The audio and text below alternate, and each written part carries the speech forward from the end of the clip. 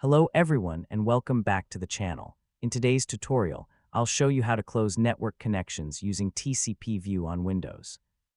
TCPView is a free Microsoft Sysinternals tool that lets you monitor all active TCP and UDP connections in real time. It shows which applications are connected to the internet, the remote servers they're communicating with, and the current status of each connection. One of its most useful features is the ability to close an active network connection directly from the application.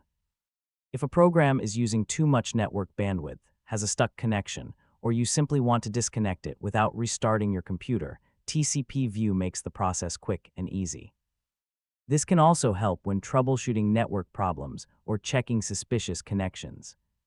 In this guide, you'll learn how to open TCPView, identify active network connections, select the connection you want to close, safely close the connection, refresh the connection list, and verify that the connection has been terminated.